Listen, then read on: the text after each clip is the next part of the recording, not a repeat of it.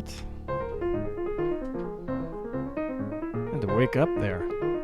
I'm Adam Maness. Okay. And I'm Peter Martin.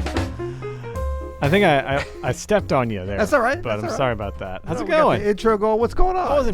You'll hear it live, right? Man, I feel like I wasn't prepared for any of that. I just woke up a little bit. We don't know what's happening, man. Gotta stretch it out before we get that deep, buddy. We're just hanging. What's going on, everybody? What's up, Adam? What's happening, man? How you doing? I'm good, man. This is you'll hear it live Monday. Just a slow week. Ain't nothing happening. We thought we'd stop in here and play a little music. Nothing. Ain't nothing happening. There's nothing going on of importance right now. Exactly. We got the espresso going. Big shout out to Yeah, big shout out to you for making the espresso. Well, anyway. come That on, keeps now. this podcast going. Do tell. Big shout out to Blueprint Coffee for providing that after I paid them money for it, but it's all good. That's called a transaction. Yeah, I was gonna say. If they want to sponsor, though, that would be awesome. Yeah, we should talk to them about that. That would be good. Check out your new hat. Look at that. Oh yeah. Show the folks here. It looks like I need it's to gonna adjust be. your camera. Are you having to slouch there a little bit? See, I'm cool. I think we both are we got to natural work on our slouchers. posture. What's up? This hat is also kind of tall. Like if I took it off No, it's still. I should probably adjust it, right? No, next week. next week. Okay. It looks like a Houston Astros hat Right. from a distance. Like it looks like I looks like I could be like one of the killer bees, but Right. it's not. Have you ever Jeff Bagwell. Jeff Bagwell, right? That's hockey, basketball. What is that? I can't even remember. Baseball. I know. I'm just kidding. Come on, man. So, Adam, have you ever worn a cap without a flat brim that is ironed in the morning by I yourself? don't iron. I just don't really do anything to it.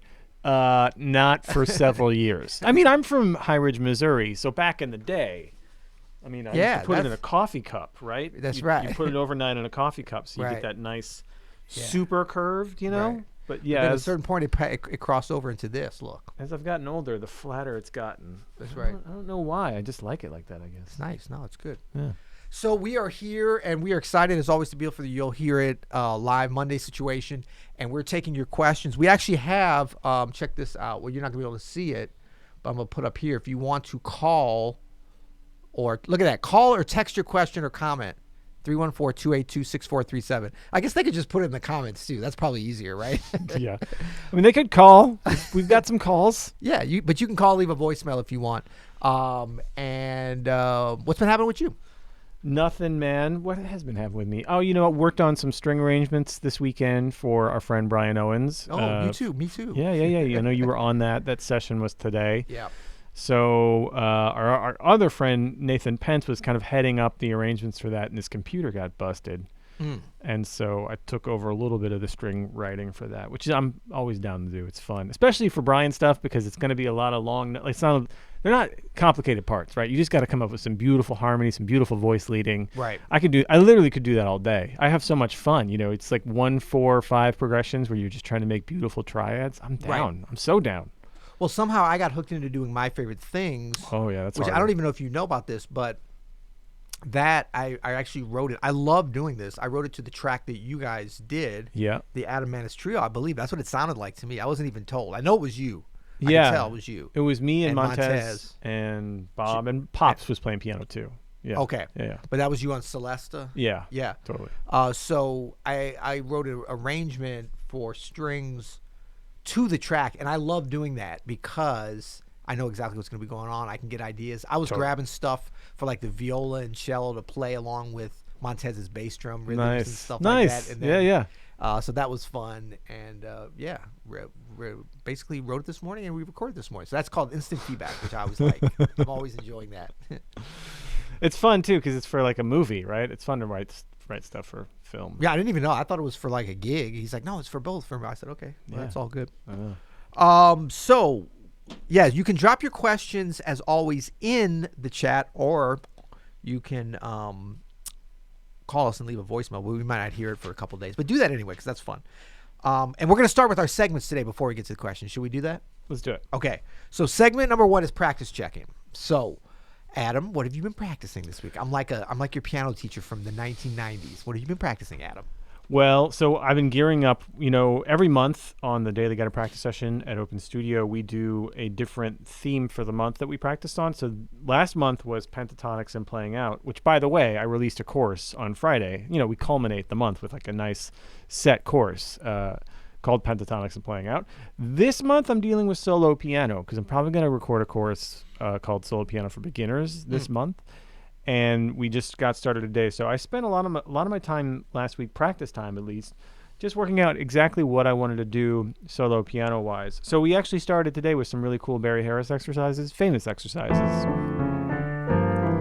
to work on inner voice movement, Yeah. I love these so much. So we started that today, which is really fun. That's pretty much it. Other than the typical, I like to do some singing and some picking too on my practice routine. Just keep it whatever. But honestly, when you have a string arranging gig, you know how it is. Yeah, it takes up your time. It does kind of take over your. Yeah. Well, before I hit the string stuff, I was practicing arpeggios. I did a couple days of intensive arpeggio practice, and that came up from, was it a question here last week? It was a question from somebody. Remember when someone was asking, like, how come jazz musicians, jazz pianists aren't talking about practicing? They're always talking about practicing scales, but classical pianists talk a lot about practicing arpeggios, and jazz pianists don't talk about it as much. That was a question here, right? It was like jazz musicians don't talk about arpeggios as much as, I think it was even, he was saying guitarists, but right. Also classical pianists. Right. And so that was kind of, and I didn't even remember why I was doing it until I was doing it, which is fun. But it just shows like, and I really got a lot out of it, like, sometimes, and I mean, I would recommend this maybe once you feel secure in like that you've got the, basic, or even just most of the scales, arpeggios, and all the keys kind of in your fingers, technical exercises, which can take some time when you're a beginner, but like you will get to the point where you kind of, I wouldn't say know everything, but the main kind of 80% of the repertoire of technical stuff that you need to know. Then you can rotate and review and stuff. But then after a number of years, I like to just kind of let it be serendipitous like that. Like I'll hear about something. Oftentimes we talk about performances, maybe keeping a journal, like informing what we're going to practice, to be like, oh, I think I need to work on this. Yeah. Because of a deficiency that you feel or hear. But sometimes it's just kind of like somebody asks about something. It's like, oh, yeah, arpeggios. So I just sort of use that maybe 20, 30 minutes a day at the beginning of my practice. Now, were you doing really getting into them. Straight up like triadic arpeggios kind of thing? I was doing all stuff sevenths and ninths because we were talking about the, kind of, and even kind of that sort of stuff.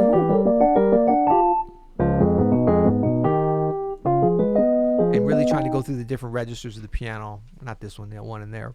But that was nice, because it's always those different elements that you need for playing jazz piano, and you can cycle in and out of them, bring them in and out of your consciousness, in and out of your fingers, which I think is always good. As we talked about last week, what's great about just doing some triadic stuff too is you get such a good sense of the space of that. Yes. Of the keyboard. Is your keyboard still working? Yeah. Okay, I was just adjusting the pedal. Hey, we got a new camera. Look at that.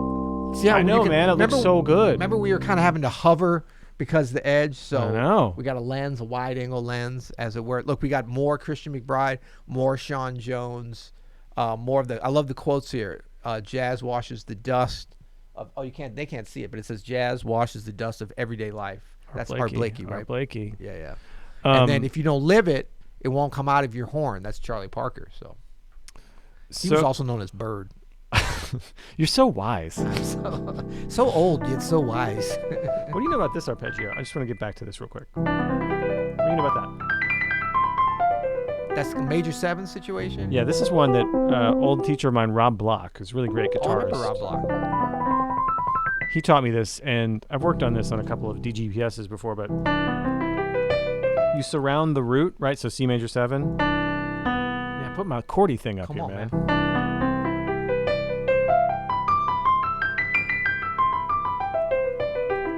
So you can surround this root with a little enclosure all the way up to the 9 and just do that over and over again. That's great, too, because it's kind of, that's like another almost inversion of going up to the 9th, but you're just bringing the notes down. It's the same exactly, note. Yeah. Rob Black, good stuff. Rob Black, and you could do it on like a minor situation. Exactly. It's great. So hey, everybody, leave us your questions here in the chat. We're taking questions. I don't see a lot of questions so far. The piano sounds come from the enclosed software bundle. Oh, I thought that was a question. Oh, they're talking about our setup. They probably know more about how we're set up than we do at this point, right? Luke says, I'm here for the ledger lines. That's so funny, man. Boom. What do you know about this? Oh, that's not even. Look, I left. I left the live stream. I'm all up in Adam's space right there. You would think it would give you some 8 VA at a certain point. Right. Right? Nothing. Wait, play that again? Look at this. It's magic. I'm playing.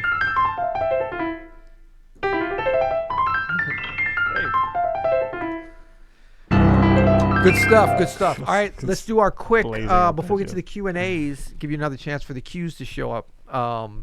Fitness and diet check-in. Where you at on your diet? Not your diet, your life, your food lifestyle. Let's call it that. Food lifestyle. So, dude, I pretty much do the whole 30 now. Did I tell you about this? I investigated what my diet has become, and it's one of these challenge diets. And I'm not trying to challenge myself. This is what I kind of like went into, right? I'm eating no processed foods. That's good. Essentially, like zero. Yeah. Like no dairy even, because it's processed. Like no cheese or anything like that. Pasteurized. I was eating a lot of night cheese, man. I was eating like pounds of cheese a week. Cheese good. Cheese is so delicious. But I'm not eating any dairy. I feel awesome not eating dairy. Oh, that's weird. I also feel super focused. What's that? Bread? No bread at all. Okay. No bread. I got a good bread for you. I'll tell you about that in a second, though. Is it processed? See, this is what I'm saying. It's sprouted. See, that I could maybe get into that. Yeah. But and then like very minimal grains like barley and wild rice or whatever. Yeah. And then minimal meat. Like I still eat plenty of meat, but not as much as I used to, for sure. And then once a week, I'll have a bit of a cheat meal. Like we got some Max Local Eats burgers on Saturday night for Halloween. I had a bunch of Halloween candy. I had a great time. Yeah, that's all processed. It's all processed, yeah. So I have my my little cheat time. Right. It's not even a cheat time, though. It's just like a little time to celebrate with my family and then kind of back on it the next day. But it's interesting because when you eat so cleanly throughout the week, you have that cheat meal. Man, you feel like crap. Good. I know. You feel terrible. I know. Dehydrated and just... Right. Did you have many kids for Halloween at your house? We had, so we forgot to turn off the lights. We had these Halloween decoration lights. We meant to turn them off so that we wouldn't get kids. Yeah. Because we just, for safety reasons. And we forgot to. So we got some kids, and luckily we had some candy available. But it was funny because I put the candy in a big bowl. We had a big, like a plastic Ziploc bag of it that Heather had out for a couple of days. So we put the candy in a big bowl. I just dumped it in the big bowl when the door was being knocked on, put it out there. And this little girl was dressed up like Wednesday Addams from the Addams Family. She's going through the candy and she's just like, there's just a bunch of empty candy wrappers in here. And I was like, so the kids had gotten into the candy, into the big plastic, like throughout the week, right? And had been sneaking candy and then just putting the wrappers back in. They're like raccoons in the wilderness. They're like raccoons. And I felt so bad for this little girl who's like, I gave her a bowl of candy. It's just like half empty wrappers, and so she finally got enough. But then I fixed all that. I put the bucket out, or it was basically a bucket of candy just out on the front porch, with like, take whatever you want.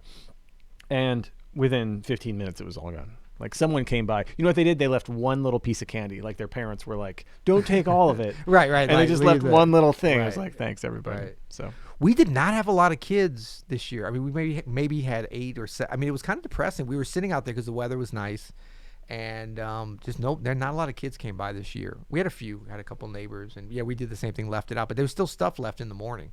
So, really? Yeah. Oh my gosh. And we had like across the street, and the crosses, they do great, like scary. They have like the haunted house in the front and everything. I think 2020's been scary enough. That's what it is. Nobody wants to be scared anymore. No one wants to be spooked. Yeah, reality is just terrifying enough. That's right.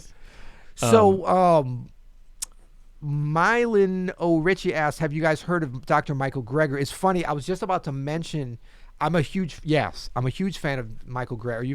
Do you know about Michael Greger? I don't know who that is. Michael Greger, this is a game changer. Now, somebody sent a question, and it might have been on the chat last week or something. I saw it somewhere. talking about nutrition facts. Dr. Michael Greger is the brains and the brawn behind nutritionfacts.org, which I highly recommend. Somebody sent me a couple links because we were talking about caffeine and alcohol in relation to playing and practicing, I think, a couple weeks ago, and they recommended some videos. And so thank you. Maybe that was Mylan O'Ritchie even that did that.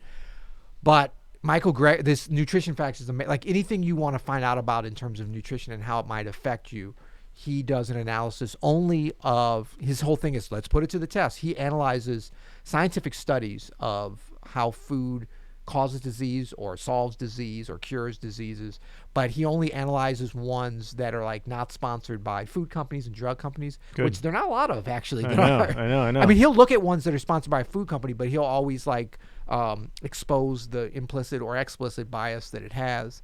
And like, you know, it has to be certain double blind study and blah, blah, blah. And he's very, and he takes no advertising on there. There's no like drug companies or food companies that can sponsor it. And so like, for instance, you can go and find out, you know, like, is caffeine safe? And he'll basically just go through a bunch of studies that have looked at people's health, and not when it's like caffeine and exercise and alcohol all together, because then you never know cause and effect and all that kind of stuff. So it's really, I highly recommend it to everybody. Now, I'm not a doctor. I've been called Dr. Jazz before, but even that, I'm not. Adam, are you a doctor? I'm not, no. Okay, so we put that out there. Now, we're not doctors, but Dr. Michael Greger is a doctor. That's right. And no, he's great. And I mean, full disclosure, he's a big plant-based guy. Yeah. But the reason he is because of all the studies, and you know, he's coming out of the origins of like Dr. Pritikin back in the 70s and 60s and stuff. His grandmother was actually one of the case studies from Pritikin back in the day on the early plant-based diets and stuff. But it's really, you know, like heart disease, you know, it talks about the causation of that, and, you know, these studies from all around the world that have shown over and over again, you know, how a plant-based diet can basically cure all these things. So you have a fitness check-in though that we should talk about, because you had a pretty big day yesterday. I had a, yeah, well, it was, you know, it was early, so it wasn't the whole day. I got some arranging it afterward. Yeah, so I did a half marathon, my 5th half marathon. That would have been my whole day. I would have been celebrating. I would have been high-fiving the rest of the day. Yeah, well, you know, during a pandemic, marathons are like, you get to the mask on until you start running, then you can take it off. Staggered starts, and then when you get done, mask back on, no high-fiving, get off the course. I was going to ask, so it did happen live, though? It wasn't just like on your phone? Oh, that's very cool, though, that at least you got to have some of that. Yeah, there's been very, very limited races anywhere. I mean, there's stuff around the country, and there's been very little in St. Louis City and County, but this one was approved, limited numbers, and spaced out. And it was great. It was very well done, very safe. Weather was nice, got super windy, but it was fun. It's always fun to get out there and knock off some miles. And so my 5th half marathon, I like to also call it my 2nd and a half full marathon, depending on how you count it. Is that okay? No. I'm doing the math in my head. Yeah, that doesn't work. Oh, it doesn't work. I keep trying to. I keep saying it. You know, if I say it, it'll work. All right, good. So shall we get into the? Oh yeah, somebody mentioned on here. I mean, that you, because it'll spread the love to other people. I wasn't ready for that intro. We can't do a redo live, man. No take twos. Thanks, Luke. Thanks for the congratulations. Not politics. That's a different thing. Exactly. Okay, so let's throw this one up there from Pick and Stone, from our friend Alex from the left coast here. I got a question. Getting a little frustrated at work, and I want to know, do musicians have to deal with work politics? You know what I mean. If so, how do you both deal with that stuff? Well, this is a little bit of a sensitive subject because Adam and I ostensibly work in the same workplace at times. Although, I don't know, I think I wouldn't really look at this as a workplace or even Open Studio in general. I mean, I guess it is. No, it certainly is. It is a tell workplace. That to HR. I know, yeah, tell that to HR. But I would say... But we've worked on musical terms as well, and that's a different vibe. Yeah, exactly. And I think, you know, whenever you're getting frustrated with work politics, like, I think that there's like kind of a mindset that you can go into any situation. Like, I would look at bands that I've played in, either leading or being a sideman in for a number of years, as the equivalent of workplaces. They very much could become workplaces if we're not careful, I think, and we start to treat it like work. And I think it's important for us as musicians that we recognize if something, you know, this is such a a gift and a blessing to be able to play music and to teach music and to talk about music, because this music is fun. You know what I mean? Like, this is something that we do whether we're making money or not. So like there should be a gray area between the professional and the fun part of it. Like, that's the whole reason I think that we're doing this. I'd be playing music no matter what, even if I didn't get paid to do a gig or to teach or whatever. Yeah. So it shouldn't feel like work. Now, do we work hard at it? Absolutely, because we want to get better, because it becomes even more and more fun. So I think the politics that in a lot of say corporate situations or even smaller company situations, it becomes about like, how can I pull somebody else down, or how do I get ahead? How do I get the boss's attention? How do I get to this position? How do I get to this corner office? How do I get to go on this special trip? Like, there's all different things that you can aspire to that are not necessarily directly related to the actual endeavor. If it is a law firm, if you're a doctor, if you're whatever, like if you're chasing your firm belief, like Dr. Greger, like his whole thing is about, helping people to eat better and to live long. I mean, like, that's his mission. So that's what he does. He writes books. He does this website and stuff. And then the reason he doesn't take sponsorship on there is because it would get in the way, not because he doesn't want to make money. I don't even know how he makes money. He somehow makes money, but that would get in the way of his main goal, which is getting this information out to help people change their lives. So when we're playing music, the whole thing is about like, how do we play music better? How do we help others play music? Like, when you keep your eyes on that, I think the work politics part of it, which is really based upon you against somebody else, like there's it's almost like the problem we're having in politics in general now. It's all about, I'm better than you, you're better than me, my party's better than you. It's not about how can we serve the people more. Like, what happened to public service? Like, that's the actual job of a politician. And we shouldn't even call them politicians. We should call them public servants. And also the job of citizens, ideally. That it's not just a take; it's a give and a take between. Right. Yeah. Man, we got on real politics very quickly. I know. Well, so I think to your point, there's not many political situations that I think it would be like what you would consider, Alex, like normal office politics. But there is between artists, like say someone wants to get booked at Jazz St. Louis, they only have so many shows a year that they would book, right? So there are touring artists and local artists that are all sort of vying for those coveted spots. And the only difference is, and maybe it's not a huge difference, but it is kind of a difference, is you have currency if you can sell tickets, or if artistically you are, in the zone of the place that you're trying to get booked, or even if you think about as a player and you're trying to get a gig, right, with a band or another artist. Like, if you can offer them something of value, anything of value, then this could be where politics comes in, because people like to avail themselves of value that aren't necessarily musical, right? So it's like, I can get you into this venue, or, my cousin plays with Santana, so we can open for Santana, what I mean, or something like that. There is that kind of thing. But in general, the great thing about music is then you have to get on stage at some point and play. Right. And so exactly. You can't still suck. Like, you have to have some kind of results that happen. Right. Now, there are other ways that you make yourself valuable or not valuable, and that definitely matters. And also, like, I don't know, politics is such a strange word to use with this, but like, if you're an a-hole, like, that's not going to, even if you can play, there's certain people that just don't want to be around you, right? Or if you're just... But that doesn't necessarily mean, like, if you're a good person to be around, I think sometimes, people would be like, oh, he's so political, she's so political. That almost has a bad connotation. I think what you're talking about is just not being an a-hole. Right. Just like not being somebody that's pleasant to be around. You don't have to be like, hey, how you doing? And like, let me hook you up, and playing the political game, as we would call it. But you can be easy to work with, and that's valuable. Yeah. I think being easy is valuable. Being fun is even more valuable if you are. Yeah. But ultimately, again, if you're all those things but you're not valuable on the bandstand, it doesn't matter. Right. I look at like music, it's such a singular purpose to what it is we're doing, that it should clarify things. Like, I would rather work with somebody that is not only a great musician, like say you're in a performance situation. You're in a performance situation. So somebody that is a great musician and wants to work with others to put out the best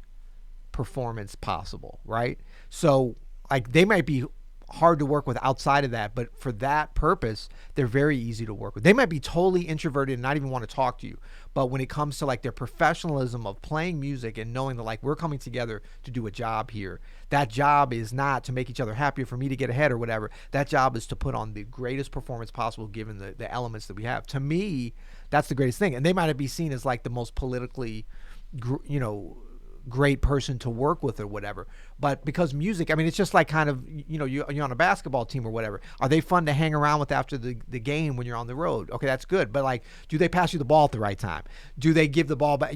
Are they ready to shoot it? Do they play defense hard? Like those things, what you do on the bandstand matters, and I think that we're keeping that in mind. So sometimes certain workplaces, it's kind of unclear what the purpose is. You know what I mean? So it's like for playing music, it should be very simple for everybody to know. You're trying to lift up and serve the audience. To me, like, I'm a people pleaser. If I have any problems, if I have any fault, it's that no, but I mean, we're not playing for ourselves. We're playing for people. Now we are people, so we're part of that people. But I mean, this is a service-oriented industry. It's like being a waiter. I look at it like that. You're not there to be like, look at my great food and now I'm going to go eat it. No, you can stay home and cook that or present food to yourself. But we are here to like serve others, serve people food. We are here to serve people music. We're just the conduit for it. Totally agree. Yeah. We got a couple of questions here. This is interesting, both referencing the Jazz Chords for Beginners course that we put out earlier this spring. It's a very popular course, and so I'll just take a swing at these. Kevin says, should I work on the Jazz Chords for Beginners course all the way through before moving on? So that's really up to you, Kevin. The answer is not necessarily, but also possibly. It depends on where you want to spend your time. The courses that we make here are not meant to just be taken like a movie and then, done and done. That's not how it works to learn things, Kevin. Right. So don't feel like you have to do everything on the course before moving on to something else, or don't feel like that you have to vary your practice if you're not feeling it. Just kind of do wherever your interest goes. If you are getting bored with just working on chords, well, it's time to switch up. Like, the important thing is that you practice today. That's number one, right? Just do some kind of practice. This course, though, can be used again and again and again. And in fact, when you kind of go through the initial ideas of it, even if you don't go through every key, which is, we all preach is great for you, when you come back to it a few weeks or a few months later and you start hitting all the other keys, it's going to hit a little different. Like, you're going to understand some concepts that just take time to seep in. And so things are going to change. And that's when things really start to get interesting and really start to get good. So I would say, Kevin, if you're still super interested, if you still have that beginner's mind about it, then stick with it. If you're ready to move on, don't feel guilty like you're leaving things on the table. Remember, these courses can be used again and again. You can come back at any time. And in fact, it's good sometimes to switch it up and then come back to it. And then down below, Jazz Evolution says, should I learn voicings that I like the So What voicing, or is it wiser to start with the voicing from the beginner's chord course to have a solid foundation? So my answer to that is, why not both? Why not just learn a bunch of voicings that you like? I mean, you can go through that Jazz Chords for Beginners and pick 2 or 3 voicings that you like, and that could be what you work on all month. And you know what? You would be a better player for it. Yeah, and so I the connection I see between both these questions is a little bit, about the order. And we could apply this to the order of learning anything, be it open studio courses, be it scales. I mean, obviously, we look at like a certain order of like major to minor being a little bit more logical to learn. But then once you get into, say, the advanced scales and the advanced arpeggios and different advanced harmonic things, it does become like, well, what's the order? I don't think I think this is what you were saying there too, in terms of why not both. It doesn't really matter the order either. So people get hung up on that because when you're starting out, the order does matter more than you get more advanced. So if you think about, if you're a chef, if you're trying to learn how to cook, you're starting with some basic ingredients and like basic seasonings, probably maybe salt and pepper. I don't know. You got to learn that. I'm so basic, I can barely handle that. Salt, fat, acid, heat, man. Those are the ingredients. That's what you need. Okay. Have you heard of that book, Salt, Fat, Acid, Heat? I've seen it. Yeah, I don't great. know what it's about. Okay. Yeah.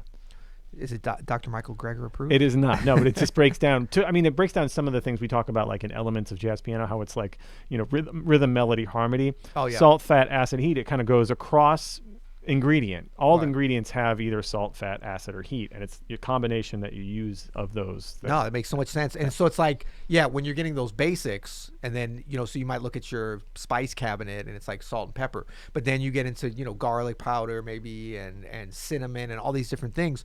So it becomes less like, you don't want to start out your first seasoning as cayenne pepper, because you're not going to know how to use it and it's dangerous, but used correctly in the right amount. So it's a more of a sophisticated thing. So as you're moving along and starting to learn these things, the order doesn't matter as much, but you want to introduce them and stay with them long enough. And to your question, Kevin, about how long to stay with, jazz piano for beginners. No, what was it? Jazz chords. Jazz chords for beginners. Yeah. But any of the courses, it's like, you don't have to master any of those necessarily, but you want to kind of use some discernment when you are getting enough, because you can come back to it. So you've got your cinnamon, you got your cayenne pepper that you've tried out and you've learned some. You'll come back to it later when you're feeling better about combining these things, because all the content we do is evergreen. And the great thing about jazz and I think the evolution and the revolution of jazz and how it continues to evolve every day, hopefully, because this art form is alive, is that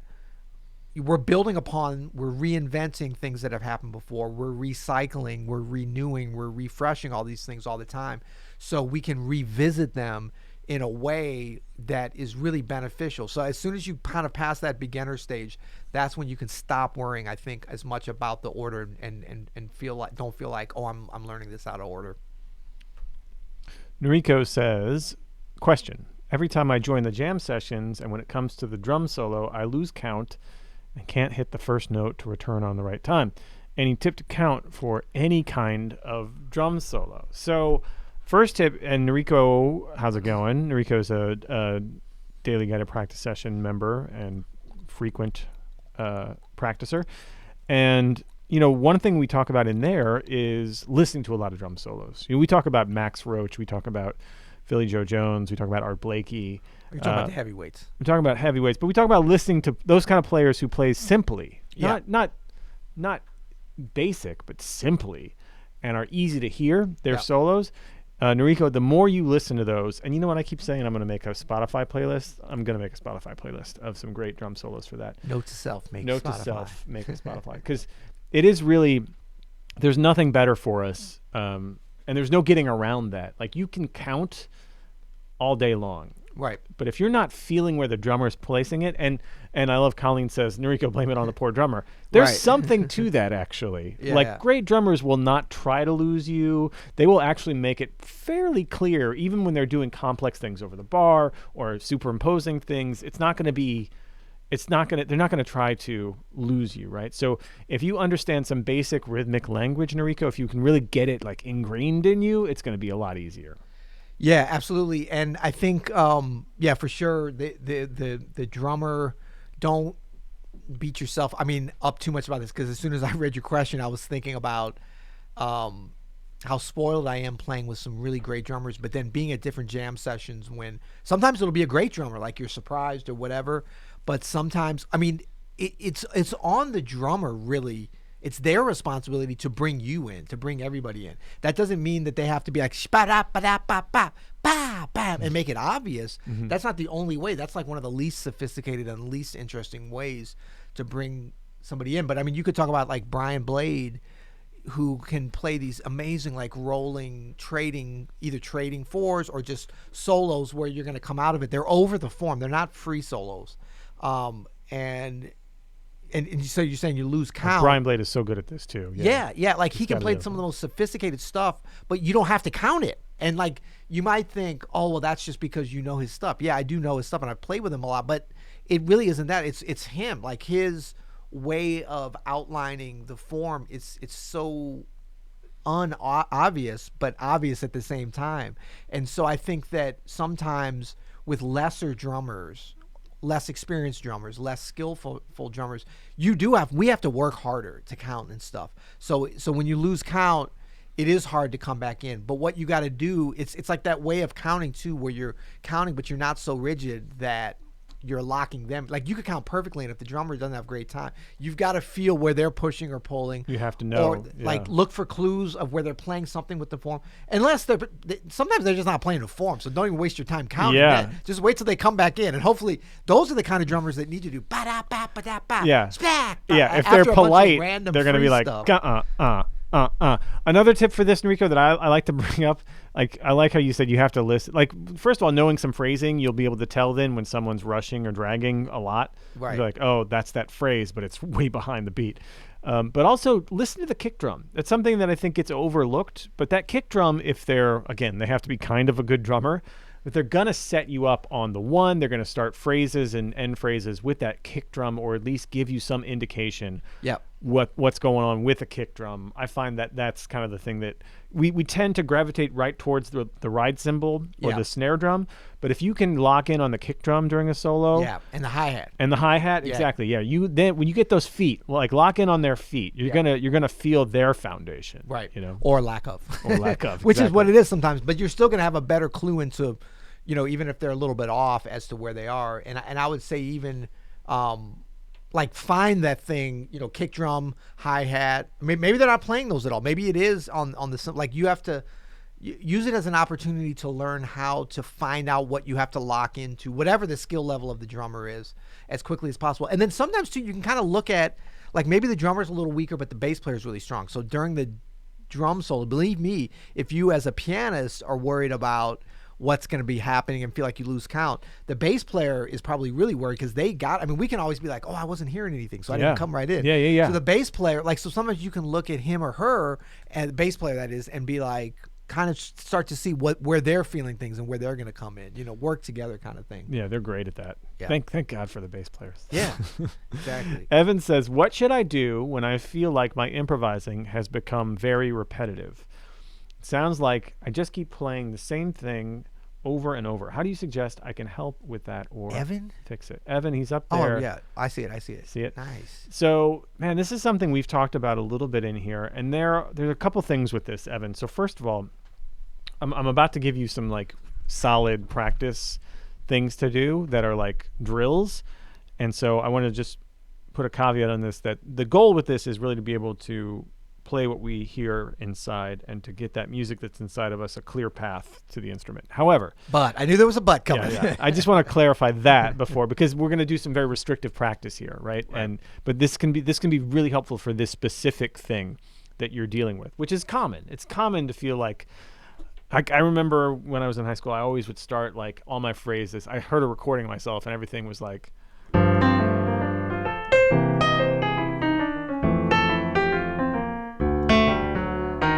everything was starting on the end of the, right? You know what I mean? And I love that when you I got to stop doing that. When you demonstrate stuff like this, you get like Adam little boy look on like this, like look of wonderment. Stadu, but I like that. Lame, You're a good actor. So, one thing that we can do, Evan, is sort of when you practice improvising, think of a cycle that you want to do. Now, you could do a number of different things here. Sometimes I like to think about starting with like long notes and going shorter and shorter and shorter. Sometimes I like to think about just doing something different with every phrase. So let's practice that. What does that look like? When we want to get out of repetition and think of new things, what does that look like? Peter, can you do that intro that we were doing, just that D7, the G7? So Peter's going to lay down a fat, funky groove here. And what I'm going to do is cycle through a number of options here. So I'm going to start, like, this could either be, like, eighth notes could be one option. Triplets could be one option. Chords, as in playing multiple notes, because I play piano, could be one option. Trills could be one option, or we'll put in, like, this kind of stuff, right? What else could be an option? Like playing out could be an option. All these things I'm going to like cycle through in my mind. So like one phrase, I'm going to stick with eighth notes. Then the next phrase, maybe triplets. Next phrase, chords. Could be as long as I want. Maybe next phrase, then playing out. Then triplets. Then chords. Then trills. chords, then eighth notes, then long notes,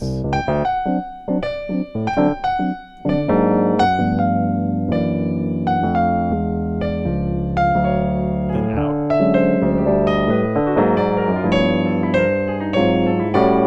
Chords. See what I'm saying? So it's a little formulaic if we just do it just like that, where I'm calling it, but it's a great way to sort of get out of our heads of just...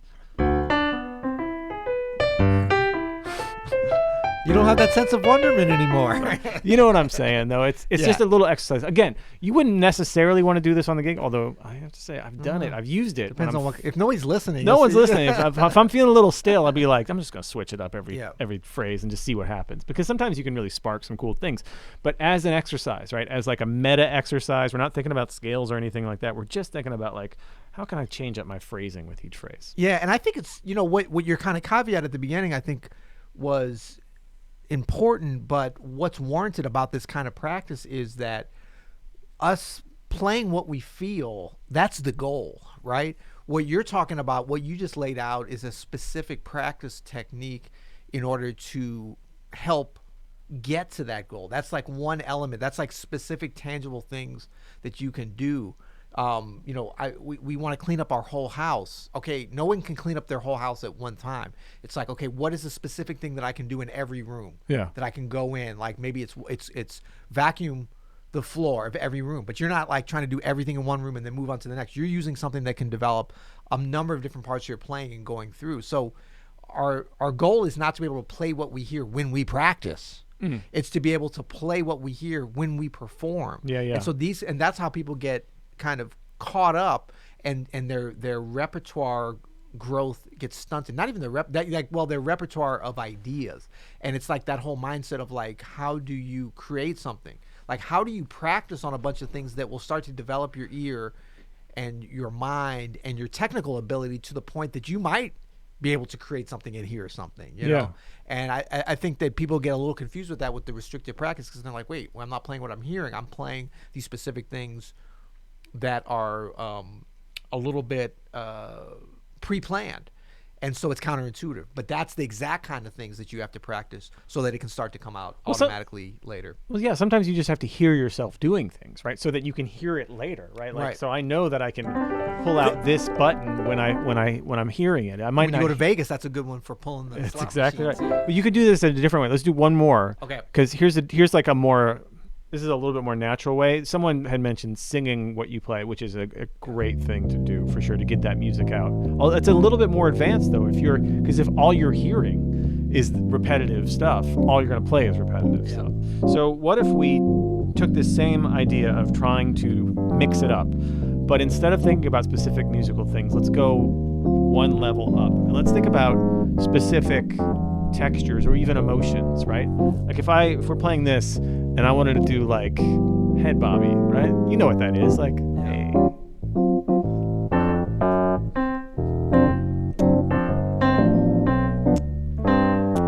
I can think head bob. What does head bobby sound like? Or what does sparkly sound like?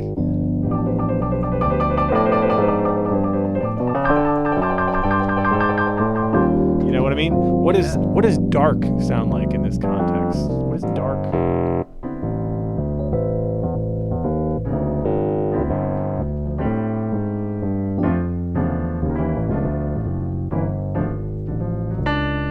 Right? What does like modern angular sound like?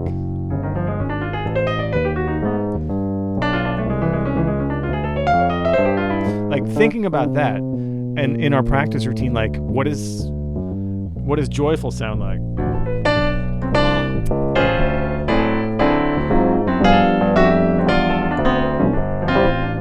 Eddie Green, what? Yeah, it's got a lot of joy. Ray Charles. But that kind of thing, you might not get it right every time. You might find things that you don't like. But this idea of connecting like actual textures, real emotions to the music, it's what composers do.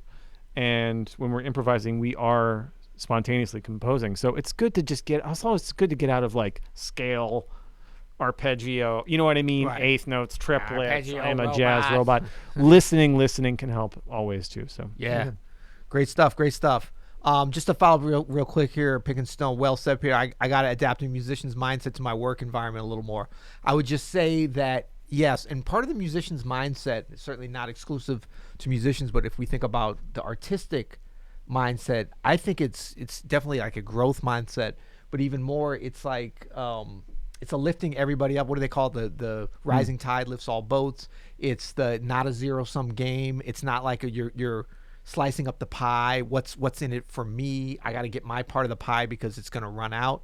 The musician's mentality is really about like helping others, serving others, helping other people to get better too, knowing that there's room for everybody. And it's hard because like we look at the world of music, playing jazz as being a very competitive field, and it is because there's so many people that want to do it in comparison to the number of jobs, gigs, teaching gigs, venues, especially obviously right now, but just in general, it's very competitive. So it's hard to get on this mindset where you're not like, it's me against every other piano player. But once you make that turn, it's a really exciting thing when you realize like we're all in this together. We can all help. And I just have to say, like spending many of my formative years, I mean from age 20 through 35 basically in New Orleans, living in New Orleans helped me so much because New Orleans is a very unique place because the musicians, the jazz musicians, and in New Orleans is one of those places where people actually don't talk about I'm a jazz musician. Like everybody plays a lot of different kinds of gigs, you know. Yeah. So you just have to know the New Orleans stuff because that could come up at any moment. They're just New Orleans musicians. Yeah. But the piano players, everybody, like it's not really a competitive environment there. Like I was tighter with the different piano players there than I ever saw in New York. New York is more like, don't take my gig, or I'm not going to tell you about this. New Orleans, now part of this is there's so many gigs in New Orleans. Like there's more gigs than there are good players. So like we're always needing each other. Can you cover this gig? So like part of it comes out of that. But what was fun about that What a piano town too, really. Yeah, and but there's just so many things going on. So I got used to that and then forgot that that's not the norm. Like other places, it's like, oh, I got to protect my turf. But I think that, that leads to a less interesting kind of musician, a less interesting kind of artist. So absolutely try to take that to any kind of situation because we're all in this life thing together, as we say. Turn on Cordy. They want to see Cordy. What's up with that? Well, we got to do something Cordy-esque. There's Cordy. Look at that. Bam. Here, I'll do this. See if you can.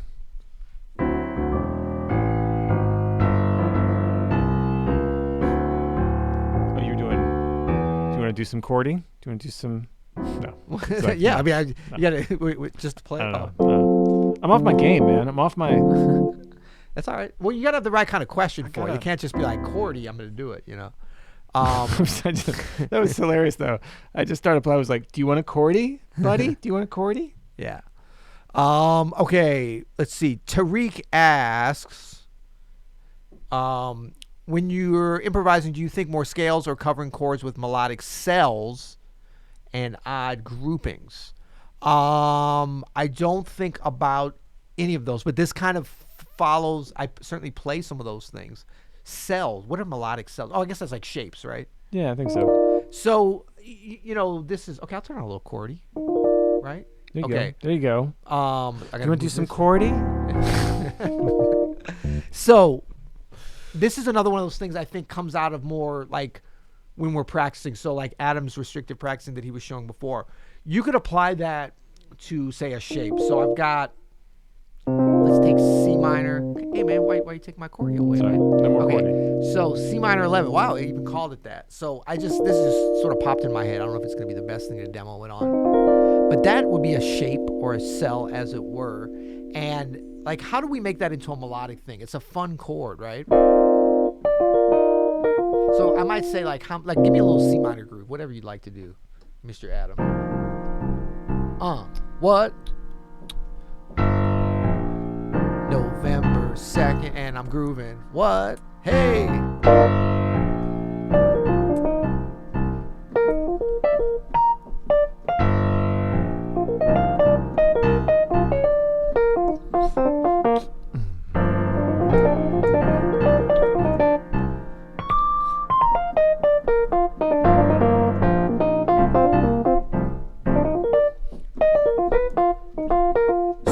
I I played there was in that shape except for that one wrong note I played, which was kind of interesting actually.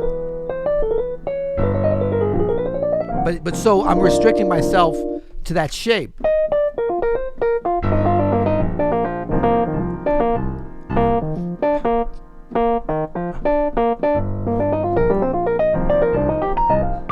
But then it's like, how inventive can I become with?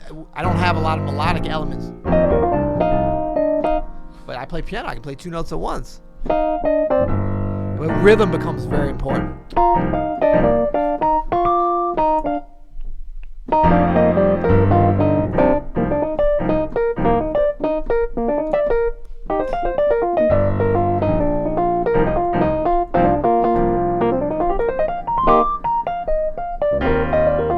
And the more you practice like this, it can be very like, wow, I'm so restricted into this thing. But it causes you to activate your creativity in so many different ways than what your kind of initiative would be as you come to it. Like, so I might be like C minor, and, playing all sorts of like different melodic ideas, but whoa, now I'm restricted. So I have to activate and tap into like the rhythm and like taking that shape and molding it in different ways to create that melody. So I think that's a great way to do it. And that kind of practice makes it so you don't have to think about odd groupings and cells or any of that when you play, because those things start to become a part of your improvising personality, as it were.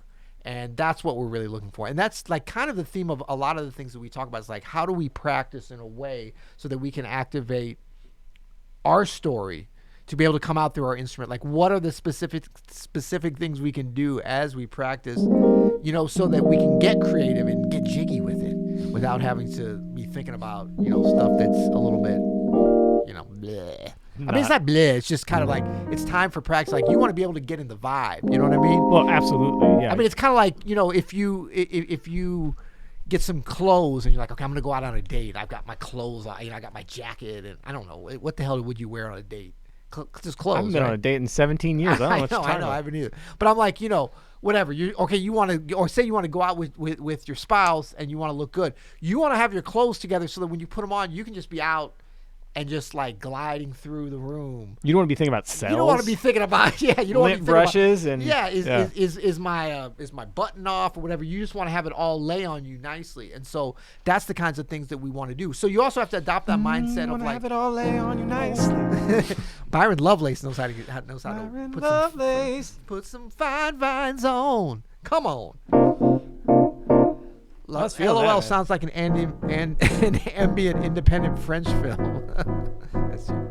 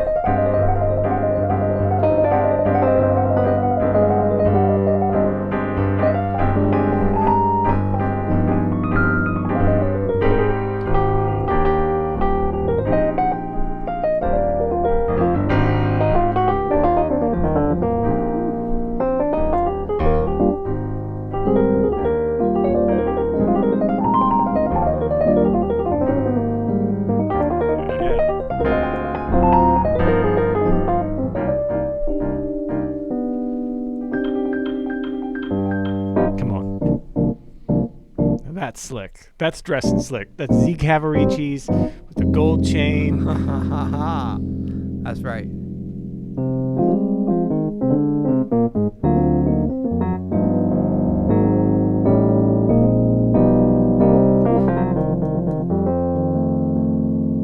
What are we doing? Are we still doing a show? We just having fun. You know what I'm saying? Come on, Byron.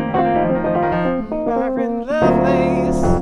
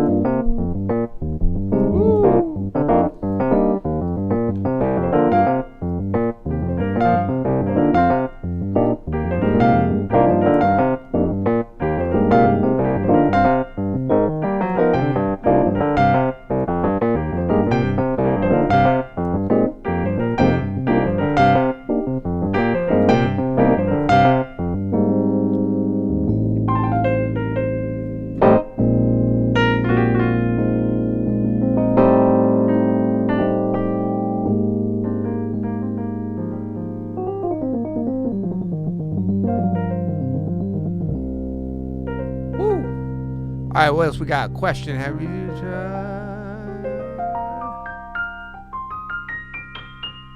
All right, we did that one.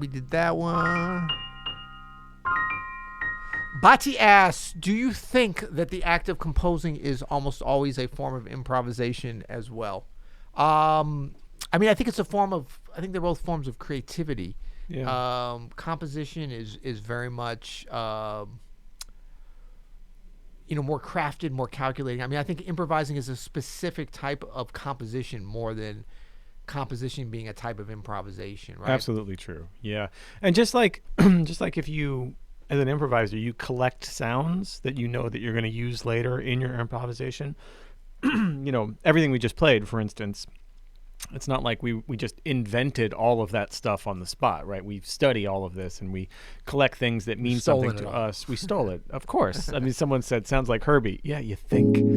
Of course. But it's the same thing with composition. You collect ideas, you collect things. I mean, like you would make any piece of art. You think about what it is you want to say, how you want to say it, how you want to frame it, the context and the color that you put on there. And you try to create something spontaneously when you're doing it. But then, the difference with composition is you go back and you, like you said, there's the cabinet maker aspect where there's a craft to it, right? So I have this great idea. I can mold this into something a little bit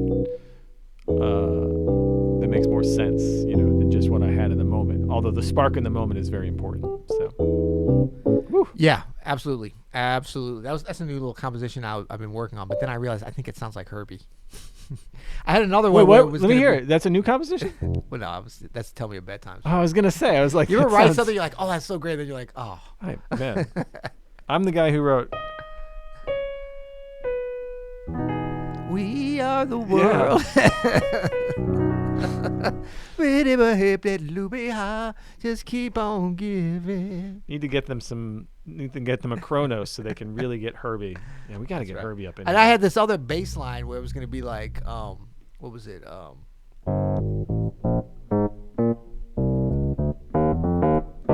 It's too close though, right?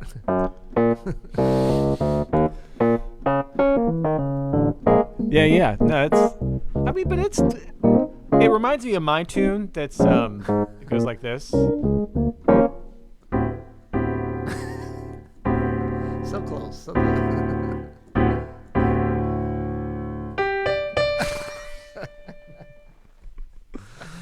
Oh, good stuff. It is 4:00. Bye. Thanks, everybody. We want to tell everybody. Can you play Actual Proof? Which is that? No. That's No, I can. Oh yeah. I don't remember that. No, we can't. Yeah. Asked and answered. So we want to say, look, peace and love to everybody. Look. We want to say, go vote. You know what I'm saying? Yeah. If you haven't voted yet, have you voted yet? I'm going tomorrow morning. Oh, it's election day tomorrow. You're late, man. I know. This ain't the year to be going on the day of, but it's all good. Yeah, go vote. No matter who you're voting for, just vote. And what else we got? Okay, so the sesh tomorrow. Should we tell them about that? Canceled. It's canceled. We canceled it because I don't know. We just felt like there's a lot going on. Yeah. And we don't want to. I mean, we want to uplift, but we want to stay in our lane, and we want to just let everybody process things as they need to process them, including us. Including us, right? But we're gonna be back next week for a brand new sesh. Might be KOB, might be something else. We keep threatening KOB. We should do that. How could that ever be a threat? A threat of greatness. I know. We should do. Let's talk. Let's talk after tomorrow. Yeah, we'll talk after tomorrow. Emotion. I know. Remember when I wrote that? I was like, wait, did I steal? Like, you got to really go off the rails. I probably did. That's got to be some Herbieism too, right?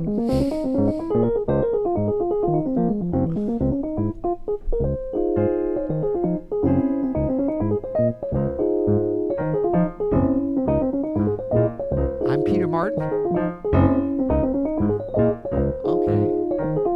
I'm Adam Maness.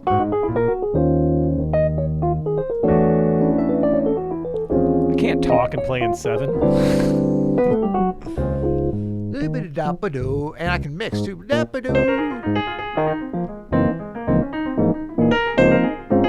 Cordy can't keep up. I can't keep up. Cool. All right. We are going to see you guys next week. We like to remind you that we are not only a live YouTube channel, we are a podcast too. So if you haven't gotten into podcasts, maybe this will be a good time to get into it. Go to Apple Podcasts, Stitcher, Google Play. Look up, you'll hear it, and you can find us. And we're about to record some right now. Did you know that? I know we're going to do 2 right now. Yeah, we do exclusive things that are only available over there, audio only. So we turn off the lights and do our thing. So please join us there. Please stay safe. And until next week, you'll hear it.